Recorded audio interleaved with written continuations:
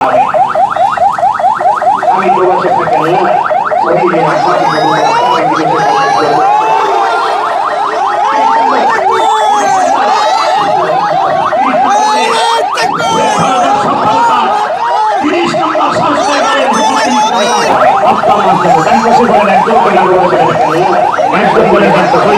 থাকি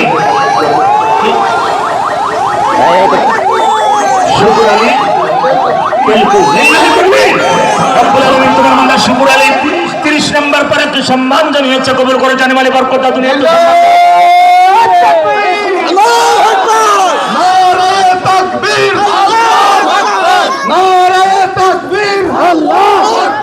আল কোরআনের আলো আমির হামজা ভাইয়ের আগমন যুবকদের পক্ষ থেকে মামুনের পক্ষ থেকে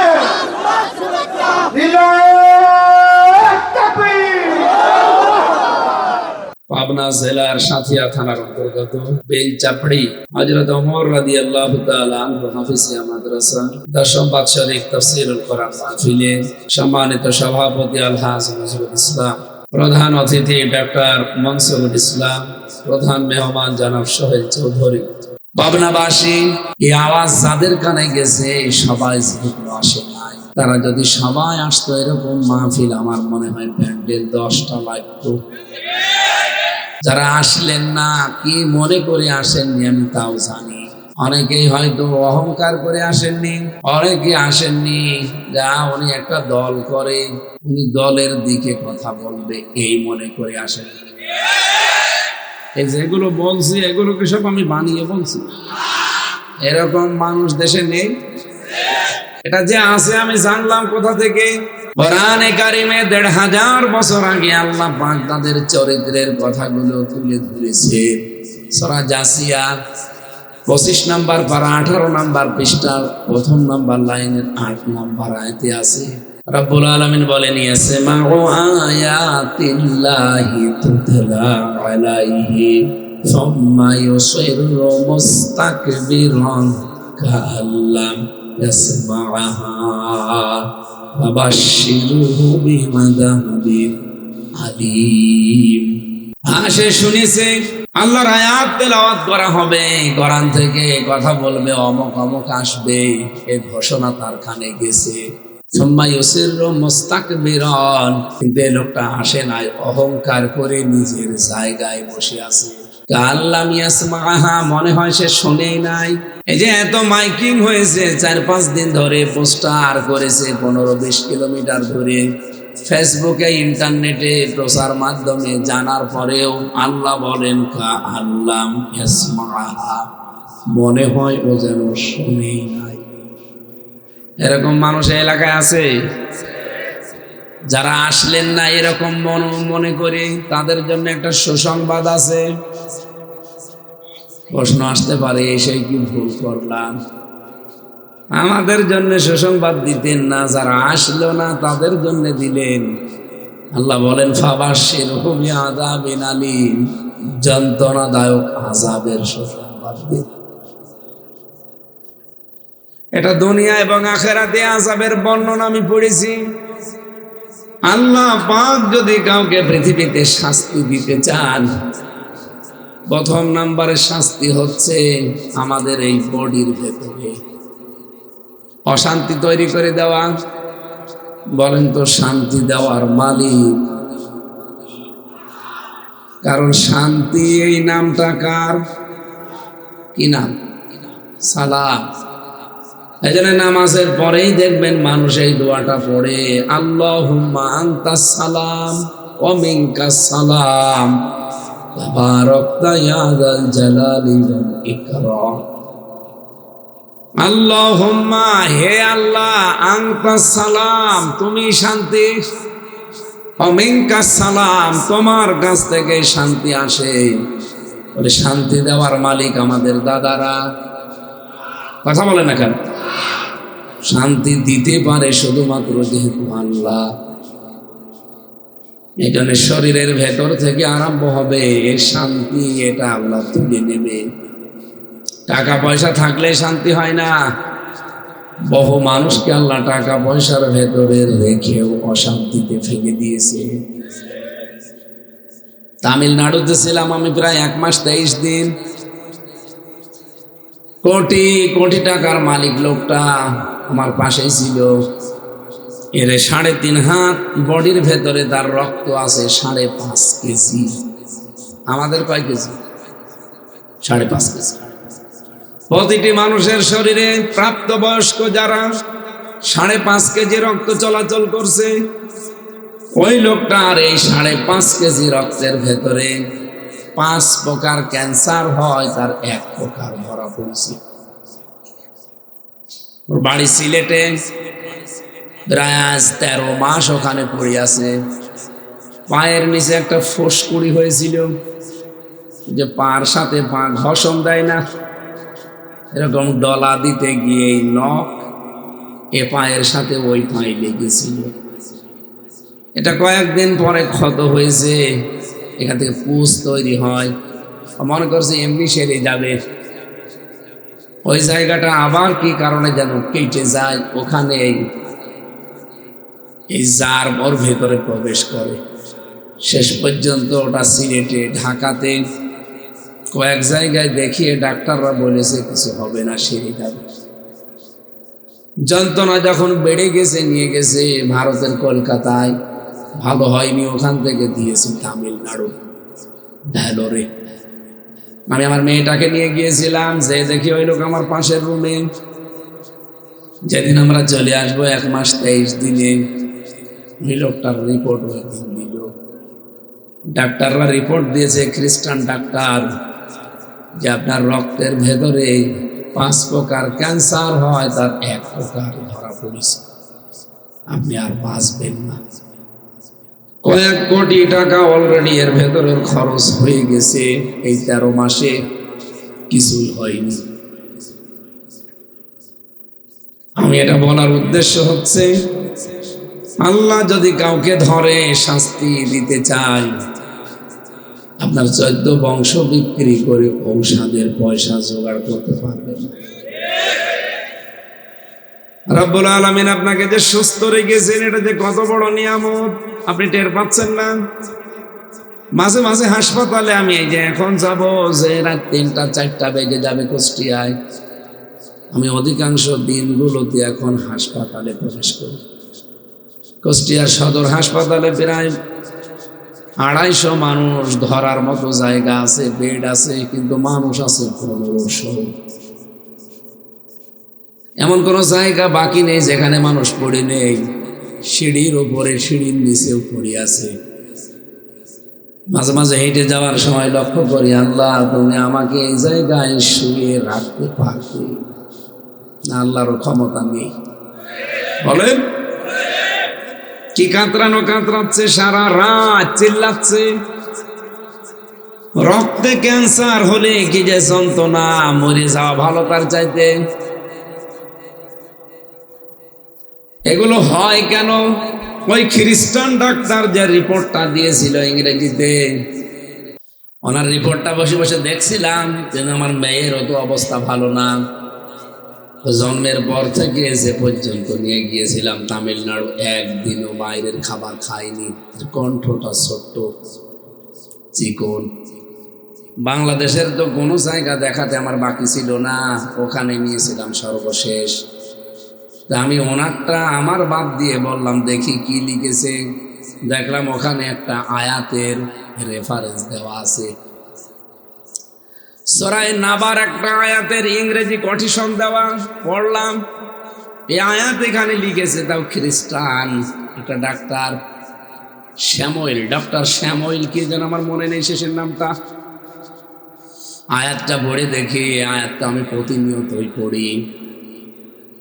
আল্লাহ পাক বলেন, ওয়ালিবাসা ওয়ালাল্লাইলা লিবাসা। এই পৃথিবীতে আমি রাত যে বানিয়েছি, এটাকে তোমাদের জন্য পোশাকের মতো আবরণ দিয়েছি। রাত জড়িয়ে থাকে মানুষের সাথে, পোশাক যেমন শরীরের সাথে জড়িয়ে আছে, এই জন্য আমার শীত লাগছে না। রাতকে আল্লাহ আমাদের জন্য জড়িয়ে দিয়েছেন। রাত যত গভীর হবে, যত অন্ধকারের ভেতরে আপনি ঘুমাতে পারবেন, শরীরে যে লক্ষ লক্ষ পশম আছে, এই পশমগুলো দিয়ে আল্লাহ রাব্বুল আলামিন এক প্রকার ঔষধ বের করে দেয়। এই পশমগুলো দিয়ে এক প্রকার ঔষধ প্রবেশ করান। এই জন্য পশমগুলো দিয়েছেন 12 ঘন্টা আলোর ভেতরে, 12 ঘন্টা অন্ধকারের ভেতরে। এই যে দিন যে 12 ঘন্টা আলো থাকে, এই আলো এই পশমের ভেতর দিয়ে এগুলো সব প্রবেশ করতে থাকে। আর রাতের বেলা যে অন্ধকার আছে, আল্লাহ এমনিতে রাতকে অন্ধকার আচ্ছন্ন করেননি, তার একটা হিকমত আছে।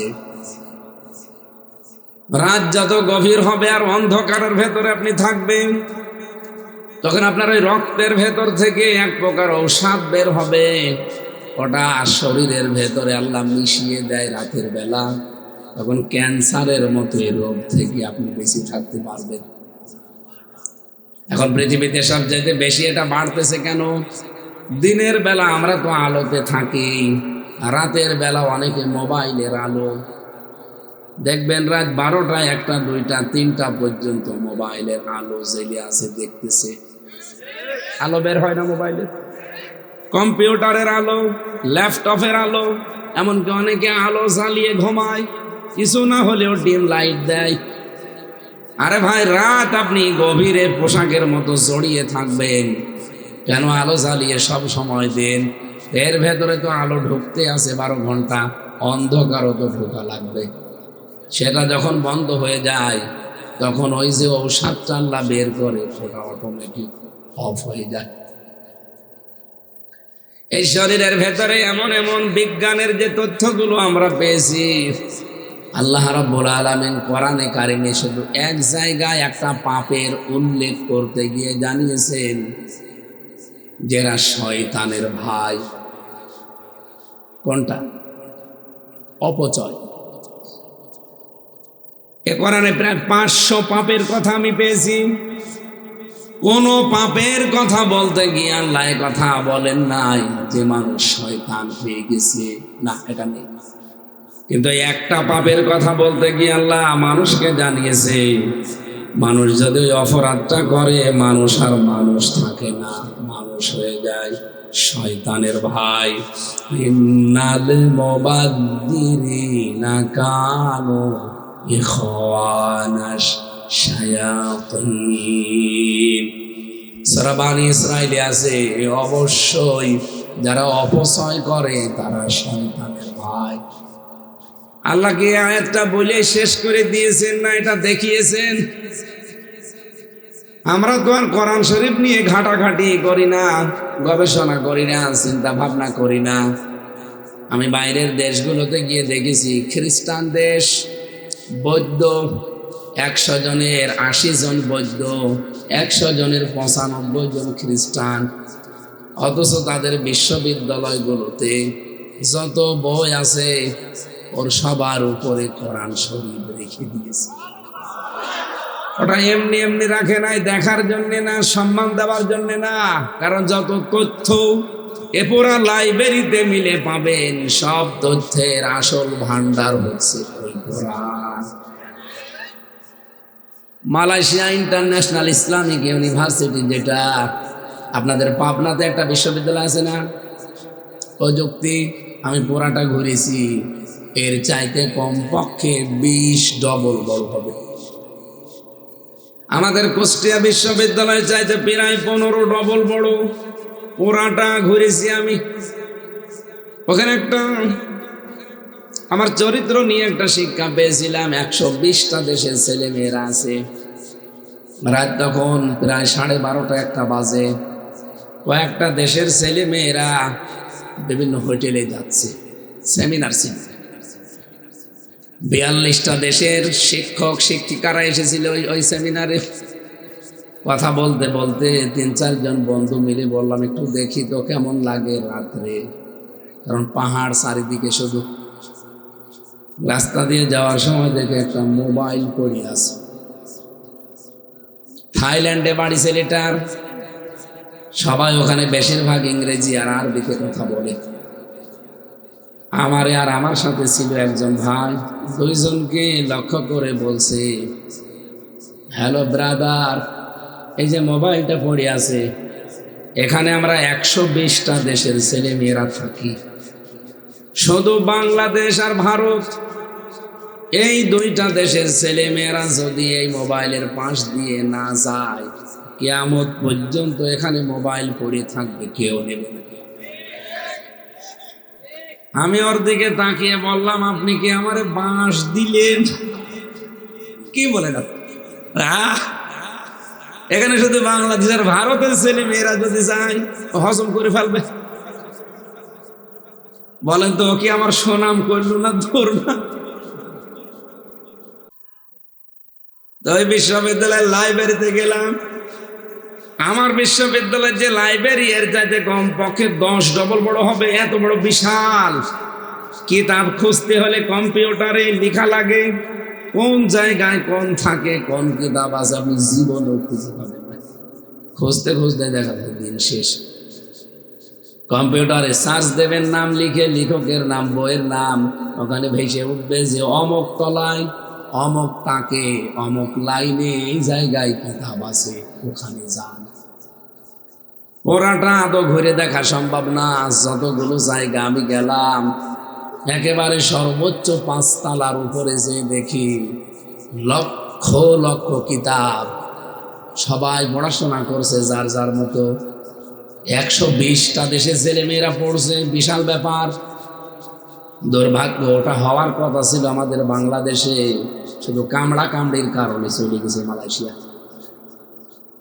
যদি আমরা এই দেশে কামড়া কামড়ি না করতাম, এই দেশে হয়তো সারা দেশ থেকে এখানে পড়তে আসতো। কত ধরনের কিতাব আমি লক্ষ্য করে করে দেখে দেখে দেখি, ওপরে যেটা আছে রেহাল দিয়ে ওপরে টাঙানো আছে হলি কোরআন। ওখানে তো শুধু মুসলমান পড়ে না, কত দেশের, কত ভাষার, কত জাতির লোকরা পড়ছে। যত তথ্য পৃথিবীতে আছে, সবাই বিশ্বাস করে আসল এবং নির্ভুল তথ্যের ভান্ডার এই কোরআন। একজন খ্রিস্টান, উনি ওই আয়াতের রেফারেন্স দিয়ে লিখছে যে মানুষের শরীরের ভেতরে এই যে রক্ত প্রবেশ, 5.5 কেজি রক্ত, ক্যান্সার হয় কেন? কারণ মানুষ আলোতে থাকে বেশি, অন্ধকারে থাকে না। এই যে ছোট ছোট পশমগুলো দেখতে পাচ্ছেন, এমনি খেলা করার জন্য আল্লাহ দেয়নি, এর কাজ আছে। এই পশমের গোড়া দিয়ে যেমন অন্ধকার প্রবেশ করা দরকার, আলো যাওয়া দরকার, আল্লাহ যা বলেন ওইটা যে বাস্তবে তিনি মেনে চলেন এবং মানুষকে দেখান, তার প্রমাণ এই যে আয়াতটা পড়লাম। খ্রিস্টান বিজ্ঞানী চিন্তা করছে শরীর নিয়ে, যে অপচয় যারা করে তারা শয়তান থাকে না, শয়তানের ভাই হয়ে যায়। অথচ জেনা করলে শয়তানের ভাই আমি পাইনি, হ্যাঁ গোনা হবে আপনার। চুরি করলে শয়তানের ভাই আমি পাইনি, আপনার গোনা হবে। আপনি ডাকাতি করলে শয়তানের ভাই হয়ে যাবেন, ন্যায় করা নেই, আপনার গোনা হবে। কথা বুঝতেছেন? কিন্তু অপচয় করলে মানুষ শয়তানের ভাই হয় কেন? এই যে খাবার আমরা যেগুলো খাই, খাবারের নির্যাস দিয়ে যেটা তৈরি হয়, পিত্ত রস বলা হয় ওটাকে, এত দামি। আপনি মনে করেন আজকে প্রায় 1 কেজি খাবার খেয়েছেন সারাদিনে, 1 কেজি খাবার থেকে নির্যাস বের করে যে রসটা হবে, ওটার নাম পিত্ত রস। ওটা ফোটা ফোটা ওই খাবারের ভেতরে, আপনার খাবারের যে থলি আছে এখানে পড়তে থাকবে। যতক্ষণ পেটে খাবার থাকে ততক্ষণ পড়ে, আর খাবার হজম হতে থাকে। কিন্তু ওটা যদি খাবার না থাকে, ওটা পড়বে না। এখন তো ওই যে নালি দিয়ে পড়ছে ফোটা ফোটা, এই নালি তো বন্ধ করার জন্য অন্তত 1 লাগবে, নয়তো পড়িয়ে যাবে। রব্বুল আলামিন যে অপচয় করেন না, তার প্রমাণ এইটা। খাবার যতক্ষণ পেটে থাকবে ওটা পড়তেই থাকবে অটোমেটিক। যখনই খাবার নেই পেটে, আল্লাহ বলেন ওটা আমি নিজে অটোমেটিক বন্ধ করে দিই। আমি অপচয় করি না। এরকম মানুষ তো শুধু আমির হামজা না, 810 কোটি মানুষ এই পৃথিবীতে এখন বেঁচে আছে। আল্লাহকে যারা মানে না এরকম সংখ্যা অনেক বেশি। আমরা মাত্র 175 কোটি, বাকি সব অবিশ্বাসী। আল্লাহ বলে কেউ নেই, এই বিশ্বাস করে তারা। তাদেরও এই জিনিসটা আল্লাহ নষ্ট করেন না। তাদের পেটে খাবার থাকলে এটা পড়তে থাকে, খাবার হজম হয়। যখন খাবার পেটে থাকে না, আল্লাহ পাক বলেন ওটা আমি নিজের তরফ থেকে বন্ধ করে রাখি। আমি 13টা বিজ্ঞানীকে দেখেছি, খ্রিস্টান আর ইহুদি। খ্রিস্টান ইহুদিরা এই আয়াতের উপরে গবেষণা চালিয়ে যে কি আশ্চর্য, এটা বন্ধ হয় কি করে। অবশ্যই কোনো কর্তা আছে এখানে, সেই কর্তাকে তারা খোঁজ করে করে পেয়েছে। এই কর্তার নাম আল্লাহ। পাবনাবাসী, আমি যেটা এতক্ষণ পর্যন্ত বলে সামারাইজ করতে চাই, আল্লাহ পাক যদি পৃথিবীতে কাউকে আযাব দিতে চায়, রদ করার ক্ষমতা আপনারও নেই, আপনার বাবারও নেই। বললাম না শুধু এরকম লাগিয়ে দেবেন, 14 বংশ বিক্রি করবেন, শুধু ঔষধ কিনতে টাকা শেষ। এটা তো গেল দুনিয়ার শাস্তি। সুতরাং যারা আসলেন না, কানে আওয়াজ শোনার পরে আপনাদের লাভ হয়নি, দুনিয়ায় যে কোনো ভাবে আপনার ক্ষতি হয়ে যাবে। আপনি কোন মনে করে আসেননি বলেন তো, যে আমির হামজা রাজনীতি করে এই জন্য আমি যাইনি? আপনি এটা আল্লাহর সামনে বলে শেষ করতে পারবেন? বলেন। আমি এখনো পর্যন্ত, এই যে 20 মিনিট হয়ে গেল, এখনো কোনো রাজনৈতিক কথা গতানুগতিক বলেছি? আরে ভাই, কোরআনে যদি রাজনীতির কথা থাকে আমি করবো কি? কাদিয়ানীরা কাফের, এই কথা কোরআনে মাত্র এক জায়গায় আমি পেয়েছি। কারণ তারা মুহাম্মদুর রাসূলুল্লাহকে শেষ নবী মানে না। আমার নিজের শ্বশুর বাড়ি চুয়াডাঙ্গা, উথলি, ওখানে কাদিয়ানীদের মসজিদ আছে, ওরা নামাজ পড়ে। পাশে আমার শ্বশুর বাড়ি। যেহেতু এক জায়গায়, আমি একদিন জিজ্ঞাসা করলাম যে আপনাদেরকে যে মানুষ কাফের বলে, আপনারা কি করেন? কোরআন শরীফ কি অবিশ্বাস করেন? বলছে না, কোরআন শরীফ দিয়ে নামাজ পড়লাম। কোরআনের 6666টা আয়াত আমরা বিশ্বাসও করি, কম বেশি মানিও। আমরা মসজিদ বানিয়েছি, ইমাম আছে, আমাদের খতিব আছে, মুয়াজ্জিন আছে, খাদেম আছে, 5 বার আযান দেই, নামাজে আসি। শুধু সূরা আহজাবের একটা শব্দ আমরা মানি না। মা কানা মুহাম্মাদুন আবা আহাদিম মির রিজালিকুম ওয়ালাকির রাসূলুল্লাহি ওয়া খাতামান নাবিয়্যিন। ওরা বলে মা কানা মুহাম্মদ, হ্যাঁ ঠিক আছে মানি। আবা আহাদিম মির রিজালিকুম, এইটাও মানি। মুহাম্মদ তোমাদের অ্যাডাল্ট কোনো পুরুষের পিতা না, হ্যাঁ এটা মানি। ওয়ালাকির রাসূলুল্লাহ, বরং তিনি আল্লাহর রাসূল, হ্যাঁ এটা মানি আমরা। উনি আল্লাহর রাসূল ছিলেন, ঠিক আছে, কিন্তু খাতামান নাবিয়্যিন, খ আলিফ তামিম, এই 4টা অক্ষরে দিয়ে গঠিত এই শব্দটা। উনি শেষ নবী, এটা আমরা মানি না। আমাদের দৃষ্টিতে, আমাদের বিশ্বাসে শেষ নবী গোলাম মুহাম্মদ কাদিয়ানী। ওরা কে পড়া কোরআন শরীফ অবিশ্বাস করে? বলেন না কেন? কয়টা? মাত্র একটা শব্দ মানে না, এরকম শব্দ কোরআনে লক্ষ লক্ষ আছে। একটা শব্দ তাও এক আয়াতের 4 ভাগের 1 ভাগ। এতটুকু শব্দ না মানলে যদি তামাম পৃথিবীর সব মুসলমানেরা কাদিয়ানীদের কাফের মনে করে। আমি তো বিশ্বের যতগুলো দেশে গেছি, যাদের সাথে মিশেছি, মুসলমানকে জিজ্ঞাসা করলে কাদিয়ানীরা কি, তারা এক বাক্যে জবাব দিয়েছে কাফের। হ্যাঁ, ইসলামের অনেক মাসলা মাসাইল আছে যেগুলো নিয়ে পৃথিবীর বিভিন্ন মুসলমানদের মতভেদ আছে। কথা বুঝতেছে? কেউ বলেছে হাত বুকে বাঁধো, কেউ নাভিতে, কেউ ছেড়ে দেয়। এগুলো সব জায়েজ আছে, মত পার্থক্য আছে, কিন্তু এ ব্যাপারে কোনো মত পার্থক্য আমি অন্তত পাইনি। তামাম পৃথিবীর সব আলেমরা একমত, কাদিয়ানীরা কাফের। ওদের যারা কাফের মনে করে না, তারাও কাফের। আমার প্রশ্ন হচ্ছে, কাদিয়ানীরা কাফের এটা আমরা বিশ্বাস করি কিনা? হ্যাঁ, কথা বলেন না কেন? ওদের সাথে আমাদের কোনো আত্মীয়তা আছে? ছেলে মেয়ে বিয়ে দেয় কেন? কাফেরের সাথে মুসলমানের আত্মীয়তা?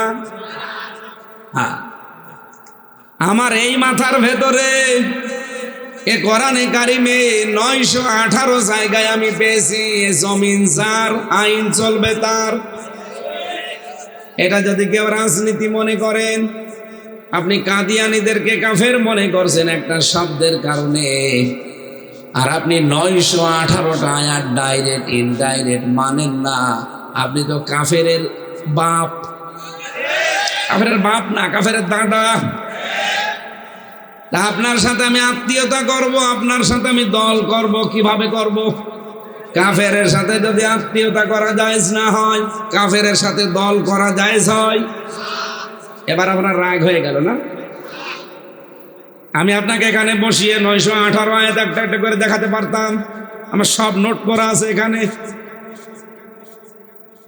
একটা শব্দ মানে না, তাদেরকে উঠে পড়ে লেগেছেন কাফের ঘোষণা দেওয়ার জন্যে। ঢাকায় লক্ষ লক্ষ মানুষ হাজির হলেন, 4-5টা দেশের মানুষ নিয়ে আসলেন। তুরস্ক থেকে এসেছিল, পাকিস্তান থেকে, ভারত থেকে, সৌদি আরব থেকে, এত দেশের মানুষ এসে সবাই বললাম ওরা কাফের। আর এই বাংলাদেশে কত নামধারী মুসলমান আমরা দেখি, তারা কোরআনের 918 আয়াত বিশ্বাসও করে না, মানে না। তাহলে যারা আসে না, আপনারা এই মনে করে আসেন না যে উনি রাজনীতি করবে। রাজনীতি কোরআনে 918 জায়গায় আছে, আমি না করলে আমার ওয়াজ শোনা যায় যাবে? আমি গতানুগতিক এই পচা রাজনীতি করি না, আল্লাহর কসম। আমি যদি করে থাকি, এই কোরআন এবার চাই আমরা সংসদে নিয়ে যেতে। এটা যদি আপনার কাছে রাজনীতি মনে হয়, আমার কাছে মনে হয় না। আমার কাছে মনে হয় এইটা ইবাদত। কারণ আমরা দেখলাম এই 54 বছরে ইবাদতটা নেই, এই জন্য আমাদের দেশ বারবার চ্যাম্পিয়ন হয়। কথা বলেন না কেন?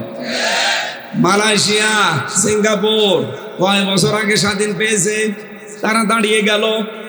আজ 54 বছরে আমরা দাঁড়াতে পারলাম না। কেন পারি নাই?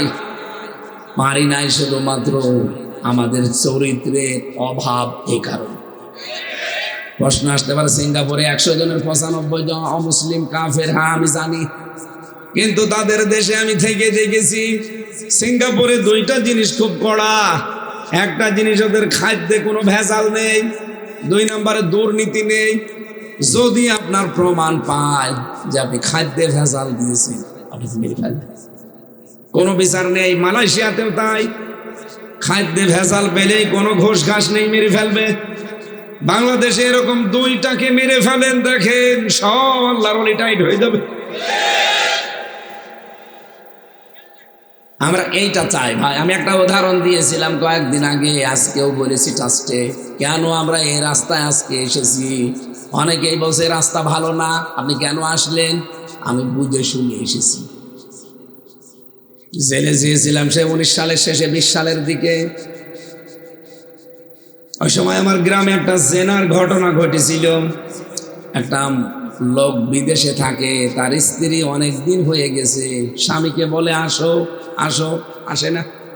প্রায় 15 বছর আছে তার স্বামী বিদেশে। ওই মাসে কয়েকবার শুধু এসেছে, 4 বছর 5 বছর পর একবার আসে। বউ বাধ্য হয়ে একজনের সাথে লাইন করে কাজ করে ফেলেছে। 4 জন অলরেডি দেখেছে, সাক্ষী। আমারে এসে বলছে, তুমি তো মুফতি, একটু ফতোয়া দাও, এ মহিলাকে করব কি? ওই মহিলা, ওর শ্বশুর, ওর শাশুড়ি আর ওর বাবা, ওরা এসে বলছে ঠিক আছে, গ্রামের লোকজন যখন চায় ফতোয়া দাও, দিলাম।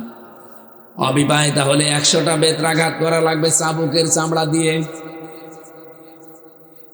আর যদি বিবাহিতা হয় তাহলে এই পর্যন্ত মাটির ভেতরে পুঁতে ফেলেন, ওপর থেকে পাথর মেরে অথবা ইট দিয়ে মেরে ফেলেন। এই বিচারটাকে আমি বানিয়েছি। বলেন বলেন। সূরা নূরের 2 নম্বর আয়াতে আছে, আয-যানিয়াতু ওয়াজ-যানি ফাজলিদু কুল্লা ওয়াহিদিন মিনহুমা মিয়াতা জালদা। এই কথাটা বলার পরে খুব বেশি হলো 6 থেকে 7 দিনে পুলিশ আমার ধরে নিয়ে গেল। জেলে থাকলাম 3 বছর। জেল থেকে বের হয়ে দেখি গ্রামের লোক 2 ভাগ হয়ে গেছে। এক ভাগ আছে ও সুফি দরবেশ, ওরা রাগ করে আছে আমার উপরে, আর এক ভাগ আমার পক্ষে। আমি বলছি কি হয়েছে আপনাদের? ওরা বলছে না, তোমার সাথে কোনো কথা নেই, তুমি খালি ফতোয়া দিতে পারো, কার্যকর করতে পারো না। আমি ওদেরকে বললাম, দেখেন এদেশে ইসলামের আইন কায়েম নেই। ওই দিন যদি আমি এই মহিলার উপরে ফতোয়াটা কার্যকর করতাম, ওকে মারার আগে পুলিশ আমারে মেরে ফেলত। কথা বলেন না কেন? পুলিশ বলতো, হুজুর আপনি ফতোয়া দিয়েছেন ঠিক আছে, কার্যকর করতে গেলেন কেন? এদেশে কি কোরআনের আইন চলে? আমি কি বলতাম? এই জনগণের কথা শোনার পরে এবার রাগ হয়ে গেছে। আগে তো শুধু অবিখা ওয়াজ করে খেতাম, এবার আর ওয়াজ করে খাওয়া না। ওদের বলেছি, আপনারা পাগলকে যদি বলা হয় যে নৌকা নাড়াবে না, ও বলবে আমার মনে ছিল না। আপনারা মনে করে দিয়েছেন, এবার মাজায় গামছা বেঁধে লেগেছি। ফতোয়া শুধু দেব না, এবার কার্যকর করে দেখাবো। আপনারা দেখতে চান না? কথার অর্থ যারা বুঝেছেন হাত তোলেন তো। হ্যাঁ, আন্দাজ হাত তুলবেন, আমি কিছু জিজ্ঞাসা করবো। হ্যাঁ, অত সহজ না। ঠিক আছে, আলহামদুলিল্লাহ, আমি জানি আপনি বুঝে ফেলছেন। সুতরাং যারা এই মনে করে আসেন না যে উনি রাজনীতি করবে, আরে ভাই রাজনীতি আমি করব, কিন্তু আপনার ওই বস্তা পচা রাজনীতি না। রাজনীতি যদি করি ওই এইটা দিয়ে করব। সুতরাং যারা আসেন না, আপনি আযাবের সম্মুখীন হবেন দুনিয়া এবং আখিরাতে। এবার আসেন তো, যারা আমরা আসলাম তাদের জন্য একটা দায়িত্ব আছে। প্রশ্ন আসতে পারে, সেও কি ঝামেলা ভুল করলাম? না, ভুল করেন। কোরআনে কারিমের এই তথ্যটা পাবেন সূরা নাহাল 14 নম্বর পারা 11 নম্বর পৃষ্ঠা 4 নম্বর লাইনের 44 নম্বর আয়াতের শেষের দিকে আছে, ওয়ানসালনা ইলাইকাল যিকরা লিতুবাইয়িনা লিন-নাস মা নুযিলা ইলাইহিম ওয়া লাআল্লাহুম ইয়াতাফাক্কারুন। রব্বুল আলামিন বলেন, হে নবী, আপনার প্রতি কোরআন আমি নাযিল করেছি। এই জিকিরটা কি করবেন? এটা দিয়ে লিতুবাইয়িনা লিন-নাস, আপনি মানুষের কাছে স্পষ্ট দলিল প্রমাণ হিসাবে বর্ণনা দেবেন। শুধু এতটুকুই আল্লাহ শেষ করেননি। সুতরাং নবী এখন থাকলে তার দায়িত্ব এটাই ছিল। এই সাথিয়া, এই চাপড়ি নাকি বিল চাপড়ি এলাকায় আসতেন, কোরআনে কারিম স্পষ্টভাবে দলিল প্রমাণ দিয়ে এভাবে বর্ণনা করতেন।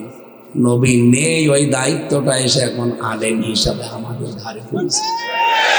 আমরা ওইভাবেই প্রচার করতে চাই, এটা আমার দায়িত্ব, আমার হিসাব নেওয়ার দায়িত্ব না।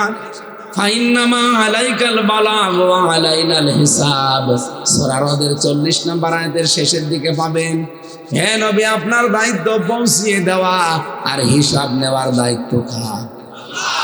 আরো যদি বলেন, রব্বুল আলামিন বলেন, আমি হিসাব নেব, একেবারে পঙ্খানো হিসাব নেব। আমার দায়িত্ব পৌঁছিয়ে দেওয়া। আপনি যে হিসাব দেবেন, জোগাড় করেছেন কোনো জবাব? এই জন্য শেষের দিকে আছে ওয়ালা আল্লাহুম ইয়াতাফাক্কারুন। আপনি যা বলবেন এই কথাগুলো নিয়ে শ্রোতা যারা বসে আছে এরা যেন বাড়ি যেয়ে চিন্তা ভাবনা করে। আজকের খুব গুরুত্বপূর্ণ 10টা বিষয় জানাবো। যেই সমস্ত অপরাধ করলে অন্তরে মরিচা পড়ে যায়, এদিকে তাকান, যেই গুনাহগুলো করলে অন্তরে মরিচা পড়ে যায়, আল্লাহ বলেন কাল্লা, কখনোই না, কিছুতেই না, তাদের কথা ঠিক না। বাল রানা আলা কুলুবিহিম, বরং তাদের কৃতকর্ম তাদের অন্তরে মা কানু ইয়াকসিবুন, তারা যে কাজ কারবার করেছে এই কারণে তাদের অন্তরে মরিচা ধরে গেছে। তার মানে অন্তরে মরিচা ধরে কি কি করলে অন্তর কালো হয়ে যায়, কোন কোন কাজে? এই কথাগুলো আয়াতের তাফসিরে পাওয়া যায়। তাফসিরুল কোরআন মাহফিল লিখেছেন, আমরা তাফসির আকারে নোট করেছি। ওইভাবেই বলতে চাই নাকি আমার মন মতো বলবো? মন মতো বলবো। এই আয়াতের তাফসিরে একটা হাদিস পাচ্ছিলাম, তাফসিরে ফি জিলালিল কোরআনে সৈয়দ কুতুব রহমাতুল্লাহ আলাইহির লিখিত তাফসিরে আবি হুরায়রা থেকে বর্ণিত, নবীজি বলেন, ইন্নাল আবদা ইদা আযনাবা যামবান, বিশ্ব নবী বলেন, যখন কোন বান্দা একটা অন্যায় করে, গুনাহ করে, পাপ করে, কানাত নুকতাতুন সাউদাহু ফি কলবিহি, ওই মানুষের অন্তরের ভেতরে একটা কালিমার দাগ পড়ে যায়। মানুষের অন্তর যেহেতু আয়নার মতো, মানুষ অন্যায় করলেই কালিমার দাগ পড়ে যায়। ফাইন তাবা ওয়া নাসাআ ওয়াস্তাগফারা সুকিলা কলবুহু, এই মানুষটা যখন ফিরে আসে, তাওবা করে, ইস্তেগফার করে, না এই গুনাহ আমি আর করব না, তখন আমি আল্লাহ নিজ থেকে এই দাগটা মুছে দেই। মুছে দেয় আমির হামজা কে? আল্লাহ বলেন, আমি নিজে দায়িত্ব নিয়ে মুছে দেই। ওয়াইন সাদা সাদা তাহাত্তা তাগলিবা আলা কলবিহি ফাযালিকা আর-রানুল্লাযী যাকারাল্লাহু আযজা ওয়া জাল্লা ফি কিতাবিহি। এত মানুষ যখন পুনরায় ওটা আবার করে, কিন্তু ফিরে আর আসে না, আবার করে, ফিরে আসে না, আবার করে, তখন এই অন্তরের ভেতরে কালি পড়তে পড়তে মরিচা ধরে যায়, পুরাটা একেবারে অন্ধকার হয়ে যায়। তখন ওর কাছে আর ভালো কাজ ভালো লাগে না, খারাপ কাজও খারাপ মনে হয় না, সব সমান মনে হয়। এইরকম মানুষ বাংলাদেশে নেই। কাদের এরকম অবস্থা হয়? 10 শ্রেণীর নাম আমি তাফসিরে পেয়েছি। এবার আমি যা পড়েছি ওইগুলো যেহেতু নোট করা, আমি বানিয়ে বলতে পারছি না, আপনি মিলাবেন আপনার ভেতরে আছে কিনা। 1 নম্বরে যারা ওজনে কম বেশি করে, এদের অন্তরে আল্লাহ মরিচা ফেলে দেয়। এদেশে ওজনে কম বেশি আছে না নেই? ওজনে কম বেশি কারে বলে? আমরা বাংলাদেশে অনেকেই মনে করি এটা মাত্র যারা দোকানদারি করে তাদের জন্য, না। ওয়াইলুল লিল মুতাফফিফিনা আল্লাযীনা ইযা তালু আলান নাসি ইস্তাউফুন। রব্বুল আলামিন বলেন, আক্ষেপ ওদের জন্য আমার আফসোস লাগে যারা মুতাফফিফিন। মুতাফফিফিন কারে বলে? যারা নেওয়ার সময় ওজনে বেশি করে নেয় আর দেওয়ার সময় মানুষকে কম দেয়, এই মানুষগুলো আল্লাহর ভাষায় মুতাফফিফিন বলেন। নাউজুবিল্লাহ। এখানে ওজনের যে সিস্টেমটা আমি তাফসিরে পেয়েছি, পৃথিবীর প্রতিটা মানুষ ওজন করে। এই যে আমিও কিন্তু ওজন করছি। আমি যা পেয়েছিলাম লেখাপড়া করে, ওগুলো যদি দেওয়ার সময় ডেলিভারি ঠিক মতো দিতে না পারি, আমার জন্য আফসোস, আক্ষেপ। আপনি 1 থেকে মাস্টার্স পর্যন্ত যারা পড়ায় শিক্ষক, তারা কিন্তু শিক্ষকতা, শিক্ষিকা যারা, এরা অনেক কিছু জ্ঞান অর্জন করে ওই জায়গায় বসে। যা কিছু তারা অর্জন করেছে, পেয়েছে, নিয়েছে, এটা দেওয়ার সময় আর ঠিক মতো ছাত্র ছাত্রীদেরকে দিতে চায় না। তখন বলে প্রাইভেট পড়া লাগবে, কোচিং করা লাগবে। এই যে নেওয়ার সময় তো আপনি জ্ঞান ভালোই নিয়েছেন, দেওয়ার সময় আর দিতে চান না, আপনার জন্য আল্লাহ বলেন আফসোস, আক্ষেপ। এই ওজনে এভাবে যারা কম বেশি আজ আমরা করছি, বলেন তো এটা শুধু দোকানদারদের জন্য, ব্যবসায়ীদের জন্য? বলেন বলেন, কার জন্য ধরবেন না? প্রত্যেকটি মানুষের জন্য ধরা যায়। আয়াতটা শপথ যারা নেয়, 1628 জন মানুষ দেশের দায়িত্ব এখন আছে। শপথ নেওয়ার সময় হয় সংবিধান হাতে নেয়, নাই কোরআন হাতে নেয়। শপথ নেওয়ার সময় যে কথাগুলো বলে, যত মানুষ প্রশাসনের দায়িত্বে আছে সবাই শপথ নেওয়া লাগে, কিন্তু শপথটা দুনিয়াতে কর্মজীবনে যে আর ঠিক মতো দিতে পারে না। আমার মনে হয় পড়া কোরআন শরীফ লাগবে না, শুধুমাত্র ওয়াইলুল লিল মুতাফফিফিন এই আয়াতটাই আমাদের হেদায়েত পাওয়ার জন্য যথেষ্ট। আমরা যদি আজেভাবে নিতে পারতাম, আজ প্রাইভেট পড়ানো লাগতো, ছেলে মেয়েদের কোচিং করানো লাগতো। কেন কোচিং করাবেন? যার কাছে করাবেন সেও তো একজন মাস্টার। আপনার ছেলে মেয়ে যার কাছে দিয়েছেন সেও মাস্টার, সে ক্লাসে ওইগুলো দেয় না, এই জন্য আলাদা করে 2-3 ঘন্টা লাগে। এক কথা বলছে না কেন? এরকম মাস্টার দেশে নেই। আমার যতটুকু আয়াত পড়ে বিশ্বাস, আমাদের অন্তর আজ কালো হয়ে যাচ্ছে। অন্তরে আর ভালো কাজ ভালো লাগে না, খারাপ কাজও খারাপ লাগে না, সমান মনে হয়। এই একটাই কারণ, আমরা ওজনে সবাই সব জায়গায় কম বেশি করছি। 2 নম্বরের অপরাধ পেয়েছি যারা ঘুষ নেয়, ঘুষ দেয়। এই সিস্টেম যেখানে যেখানে চালু থাকবে, ঘুষ নেওয়া ঘুষ দেওয়া, এটা শুধু অফিস আদালতেই না, প্রত্যেকটা জায়গায়। কত ছাত্র আছে শিক্ষকের কাছে মার্ক বেশি পাওয়ার জন্যে তার একটু বেশি বেশি দেখবেন আলাদা কেয়ার করে, কথা শোনে, বিভিন্ন রকমের সাহায্য আছে যেগুলো শিক্ষক কি করছে। সব ছাত্র এটা করে না, ও করছে এই জন্যে যেন একটু মার্ক বেশি পায়। এইটাও ঘুষ। বাংলাদেশে কোনো শিক্ষা প্রতিষ্ঠানে এটা নেই।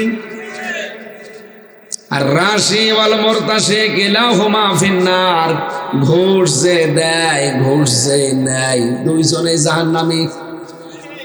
আমাদের অন্তরগুলো আজ কালো হওয়ার 2 নাম্বার কারণ এইটা, আমরা যারা আজ ঘুষের এই সিস্টেম বদলাতে পারছি না। বাংলাদেশের আজকে মসজিদ থেকে শুরু করে সংসদ পর্যন্ত, আপনি বলেন তো এমন কোন জায়গা দেখাতে পারবেন যেখানে ঘুষ নেই? মসজিদের ইমাম নেবে, তাও কমিটি ঘুষ খায়। কি কথা বলছে না? কমিটির সভাপতি, সেক্রেটারি, মোতাওয়াল্লি যারা আছে, সে টেনে টেনে নিজের দিকে নেয়। মনে মনে করে যে আমার আত্মীয়কে এখানে ঢোকানো লাগবে। আমার কুষ্টিয়ায় মেডিকেল কলেজের যে মসজিদ, ওখানে আগে দায়িত্বে ছিল যিনি, আমি নাম নিলাম না তার, সে পালিয়েছে।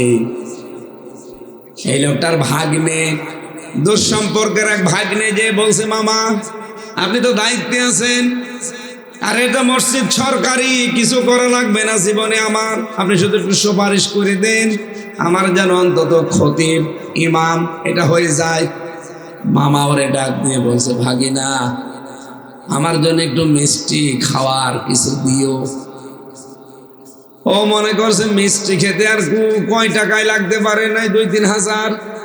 বলছে মামা ঠিক আছে, মিষ্টির ব্যবস্থা আমি করবো। কয় কেজি মিষ্টি খাবেন আপনি? ও মামা শেষে বলছে বেশি না, মাত্র 10 লাখ টাকা দিবে। ও বলছে মামা মিষ্টি খেতে যদি 10 লাখ লাগে, তো দই খেতে কয় লাখ লাগবে? একটা মসজিদের ইমাম বানাবেন আপনি আমারে, আপনার বোনের ছেলে আমি, সে যে বনি হোক, আমার কাছেও যদি আপনি মসজিদের ইমামতি করে ঘুষ চান, এটা তো ঘুষই, ঘুষ না? এক কথা বলে না কেন? এই সিস্টেম কি বাংলাদেশে 54 বছর আছে, থাকবে না পাল্টানো লাগবে? এটা ওয়াজ করেই পাল্টিয়ে যাবে। বলেন, এই কারণেই তো চাই কোরআনকে সংসদে নিয়ে গিয়ে একবার নিয়ে যান, জীবনে বাংলাদেশে কেউ ঘুষ খেয়ে টিকে থাকতে পারবে না। আজ কোর্টের বারান্দায় যান, ইট পর্যন্ত ঘুষ চাই। কোর্টে কোর্টে যারা আছে তারা তো চাই। এই পাবনার একজন ছিল আমার ম্যাজিস্ট্রেট, আজকে মাপ চেয়েছে। পাবনা দারুল আমান ট্রাস্টে একজনের কাছে ক্ষমা চেয়ে পাঠিয়েছে যে হুজুরকে বলেন আমার যেন মাফ করে দেয়। কেন, কি নাম তার? বলছে আতিক। এই তো এই লোকটাই আমার ম্যাজিস্ট্রেট ছিল, এ আমার 5 দিন রিমান্ডে নিয়েছিল 2য় মামলায়। এ প্রথম ভালো ব্যবহার দেখিয়ে আমারে বলছে বাড়ি আপনার তো কুষ্টিয়ায়, আপনার পাশে আমার বাড়ি। পাশে যে এত পাশে জানতাম না। আমার পাশে তো আরো আছে, ঝিনাইদহ আছে, রাজবাড়ি আছে, মেহেরপুর আছে, চুয়াডাঙ্গা আছে, পাবনা আছে, 6টা জেলার মাঝখানে আমি মনে করেছিলাম অন্য অন্য জেলা হতে পারে, তো পাবনা। আজকে জানলাম এই এতদিন পর ওনাকে আজকে ক্ষমা চেয়েছে যে আমারে মাফ করে দিয়ে, আমার কিছু করার ছিল না। আমার কিছু করার ছিল না, এ কথা বাংলাদেশে কেউ যেন আর বলতে না পারে। আমার মামলাটা এখন আর মামলা না, শুধু ওই 3 বছরের ভেতরে কোনোদিন জামিন দেয়নি। আর মামলা আগস্টের 5 তারিখের পরে তুলতে দেরি, পুরাটা খারিজ করে দিয়েছে। আমি জাজ সাহেবকে গোপনে জিজ্ঞাসা করলাম যে মামলা তো এতদিন আপনার কাছে ছিল, তখন তো আপনি জামিন দিলেন না, আর এখন তো জামিন না, পুরা খারিজ করে ঢিসমিস করে দিয়েছে। বলছো হুজুর আমার হাত বাঁধা ছিল, এখন আমার হাত খোলা আছে, আমি এখন ন্যায় বিচার করে দিলাম। আমি সেই প্রথম 20 সালে জানতাম যে আপনার কোনো দোষ নেই, কিন্তু কিছু করার নেই, দেশে মাত্র একজনের কথাই চলে। আপনি আমারে মাফ করে দিয়েন। বলে মাফ আমি করে দিয়েছি, কিন্তু 3টা বছর ফেরত দেন। 3টা বছরে প্রায় 32 লাখ টাকা আমার বাবার কাছ থেকে এরা খেয়েছে, টাকাগুলো ফেরত দেন। কোনদিন আপনি ফেরত দিতে পারবেন? 3টা বছর 1টা ইঞ্চি জায়গা বাকি নেই যেখানে মারে নাই, মানে যেখানে যেইভাবে টর্চার করা যায়। আমি এই যে শক্ত জায়গায় বসতে পারি না, নরম জায়গা ছাড়া। এত পিটানো পিটিয়েছে, শুধু ম্যাডাম ছাড়া কাউকে দেখানো যায় না। পাবনাবাসী এই ঘুষের সিস্টেমটা তুলে দিতে চাই, এই কারণে বহু মানুষ আজ ঘুষ দিতে পারে না, জেলখানায় বছরের পর বছর পয়সে পয়সে মরতেছে। আমি তো 1, 2 দিন 5 দিন থাকলে বলতাম না, 3 বছর একাধারে দেখেছি কত মানুষ এই মিথ্যা মামলা, মিথ্যা সাক্ষী, ঘুষের জাতা কলে পড়ে সত্যকে মিথ্যা, মিথ্যাকে সত্য বানিয়ে জীবন নষ্ট করে দিচ্ছে। এটাকে এভাবে চলতেই দেবেন না, বন্ধ করা দরকার। এটা তো বন্ধ না করার চেষ্টা করেন, আপনার অন্তর কালো হয়ে যাবে। সময় এবার আসতেছে, আগামীতে বাংলাদেশ ঘুষ মুক্ত করতে চায়। ঘুষ আমরা দেব না, ঘুষ নেব না। এই কথা বলেন না কেন? কারণ নবীজির কথা ছিল, আর রাশি ওয়াল মুরতাশি কিলাহুমা ফিন্নার, 2 দলে জাহান্নামী। রিমান্ডে গিয়ে কষ্ট হয়েছে, কিন্তু আমি একটা লাভ পেয়েছি। 9তম দিনে একটা হিন্দু অফিসার এসেছিল আমাকে পাহারা দেওয়ার জন্য, রাত 2টার দিকে। ও আমার মোবাইলে দেখেছে বিভিন্ন সময়, ওর বাড়ির রাজবাড়িতে এসে আমার একটা ঘটনা শুনিয়েছে। আমি ওই দিন থেকে আমার জীবনটা পুরো পাল্টিয়ে ফেলেছি। এর আগে আমার ওরকম মন ছিল না। এই যে এই হাদিসটা আমার মনে পড়ছে, এই কারণে বলছি।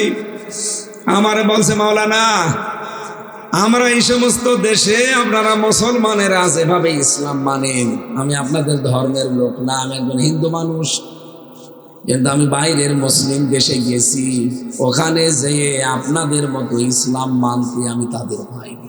তাদের ইসলাম মানাটা আলাদা। কি করে? মনে বলছে, আমি একটা মুসলিম দেশে ছিলাম 2 বছর, ওখানে হোটেলে খাবার খেতাম। যে হোটেলে খাবার নিয়ে এসে দেয়, ওই যে বয় বলে, হোটেলের বয় পানি এনে দেয়, রুটি এনে দেয়, তরকারি। ওই ছেলেটা হচ্ছে হোটেলের মালিকের ছেলে। মালিক বসে বসে টাকা গনে, আর ছেলেটা এভাবে বয়ের কাজ করে। 2 বছর পরে একদিন জিজ্ঞাসা করলাম, মানে কৌতূহল নিয়ে, যে তুমি কি, কোথায় বাড়ি, কি করো? বলতে বলতে শেষে বলছে, এই হোটেল আমাদেরই, আমার বাবা ওই যে বসে টাকা গুনতেছে, আমি তার একমাত্র ছেলে। লোকটা বলছে, হুজুর আমি আশ্চর্য হয়ে গেলাম। আমি বলে কি? দোকানের মালিককে বললাম যে, কি আপনি মানুষ?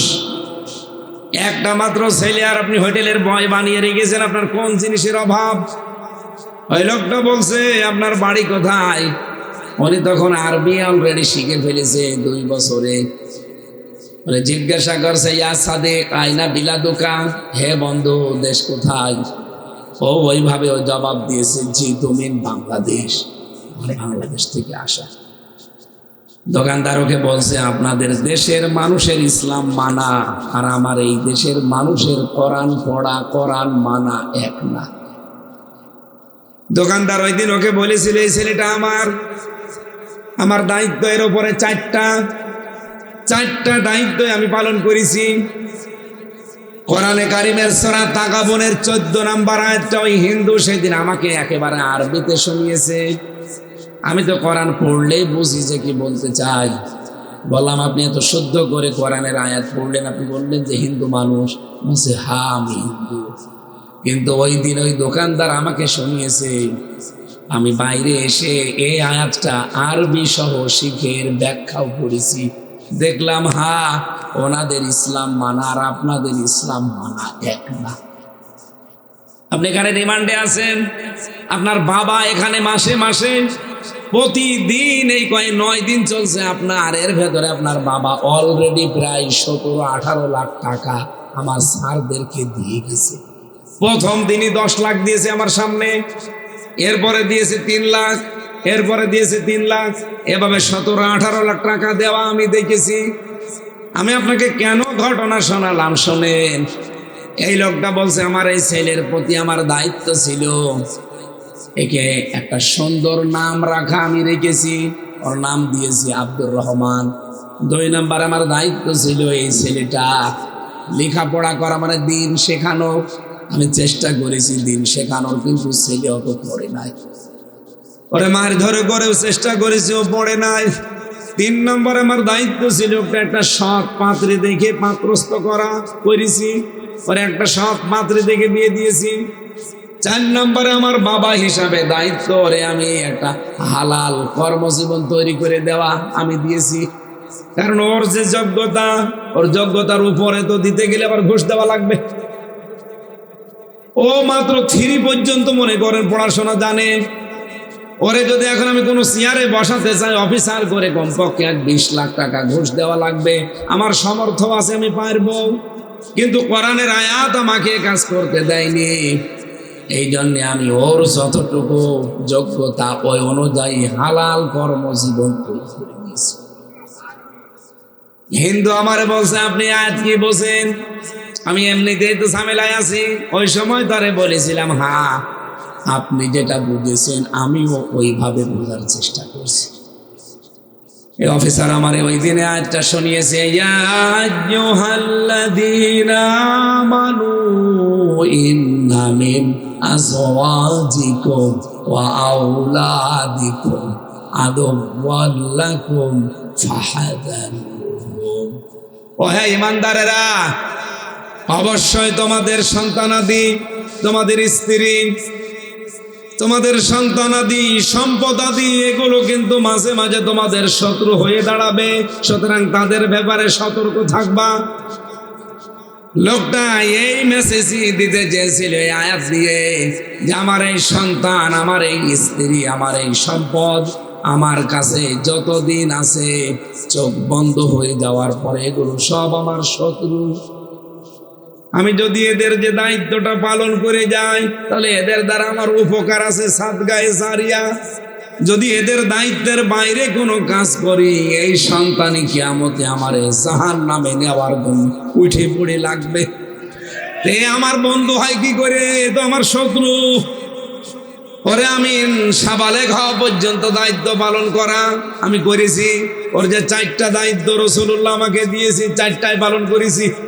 তাই বলে আমি ওরে 50 লাখ টাকা দিয়ে এমন চেয়ারে বসাবো যে চেয়ারে বসার যোগ্যতা ওর নেই, এই ঘুষ দিয়ে চেয়ারে বসাবো, ও চেয়ার পর্যন্ত নষ্ট করবে। আমাদের বাংলাদেশে এরকম বাবা আছে। হ্যাঁ আমি পেয়েছি, আপনি না পেলেও। সে মন্ত্রী ছিল, তার কাছে বহু অফার গেছে যে এই সুপারিশটা করেন, নিজের আত্মীয়, নিজের দলের লোক, তারপরও বলেছে না যোগ্যতা নেই, এ সুপারিশ আমি করতে পারবো না। কিন্তু এইরকম মন্ত্রী যদি বাংলাদেশে সত্যি আমরা 50 জন পেতাম, এ বাংলাদেশটা আমার মনে হয় মিনি জান্নাত হয়ে যেত। হ্যাঁ কথা বলেন না কেন?